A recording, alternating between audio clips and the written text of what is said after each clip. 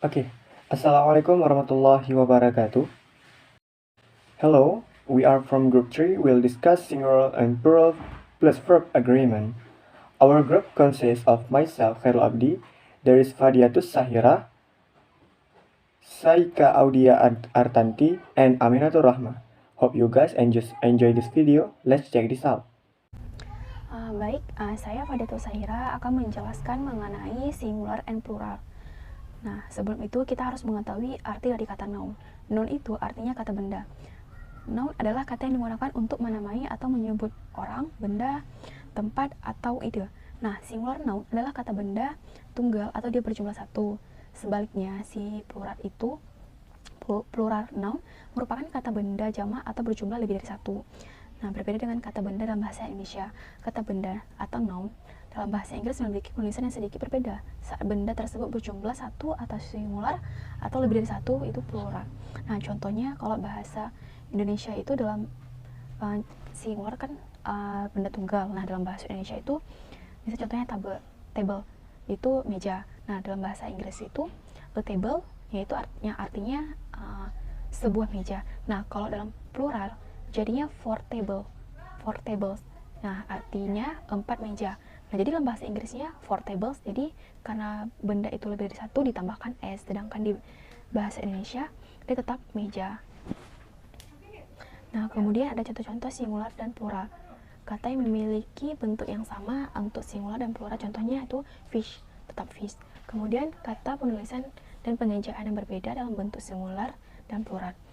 Contohnya itu jadi children. Nah, kemudian ada kata yang perlu ditambahkan huruf S saat menjadi plural atau jamak. Contohnya seperti Windows, kalau misalnya dari pluralnya jadi Windows. Nah, kemudian kata yang perlu ditambahkan S atau S saat menjadi plural atau jamak biasanya memiliki akhiran CH, SH, X, S atau SS. Contohnya box, jadinya boxes.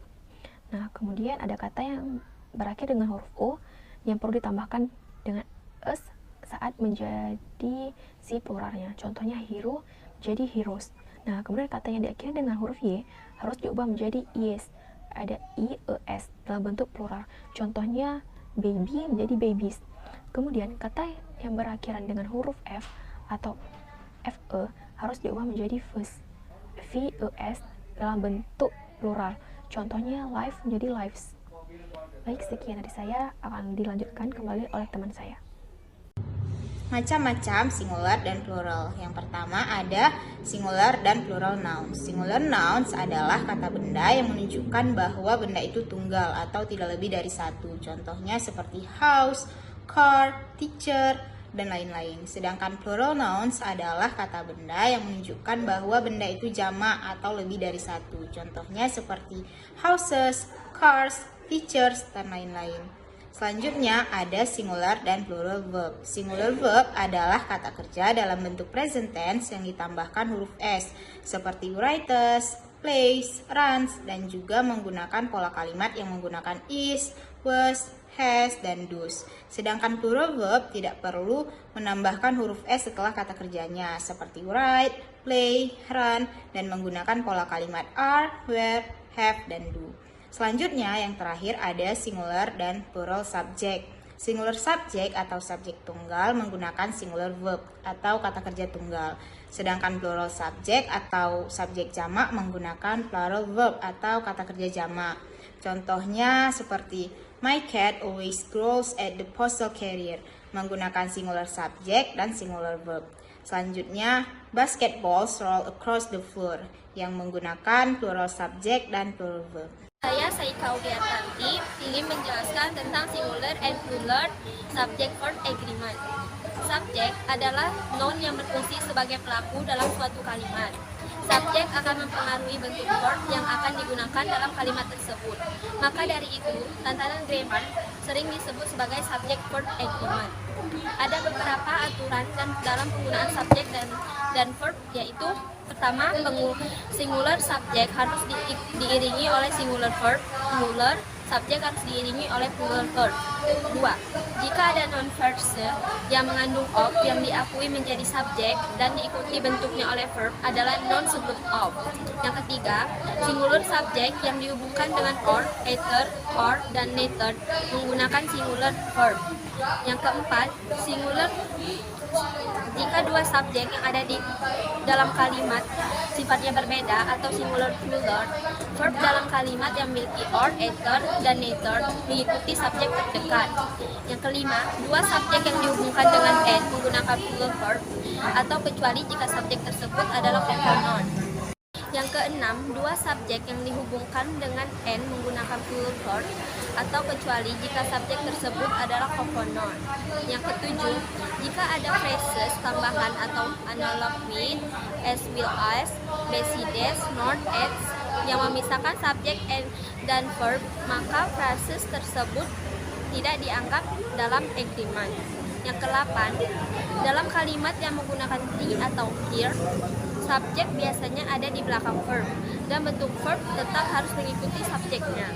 Yang kesembilan, singular verb bisa digunakan untuk plural subjek asal plural subjek tersebut dianggap sebagai singular dalam konteks kalimat.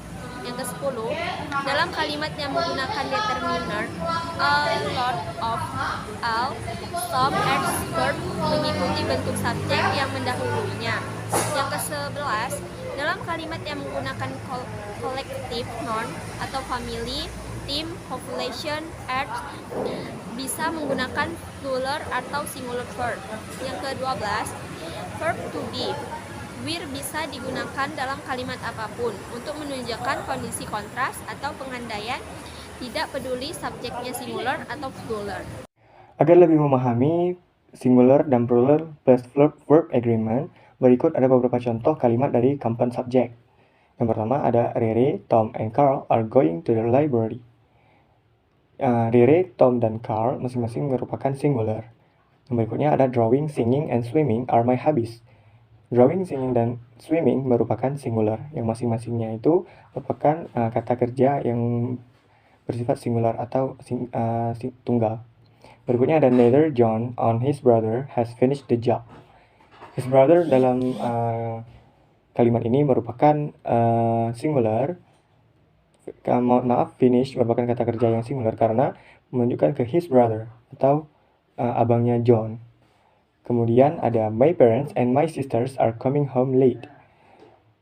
My parents and my sisters merupakan kalimat plural yang artinya lebih dari satu subjek. Karena my sisters pasti ada banyak kakak dan my parents terdiri dari dua orang tua. Jadi coming dalam kalimat ini sebenarnya merupakan verb plural. Kemudian, me and my brothers are cleaning the room. My brothers yang berarti banyak abang, yang berarti cleaning di sini menunjukkan plural. Yang terakhir ada eating my snacks or cleaning my room. What should I do first? Ini merupakan kalimat singular karena, kalimat plural karena snack yang dimakan itu lebih dari satu. Beberapa contoh di atas merupakan kalimat dengan subjek lebih dari satu.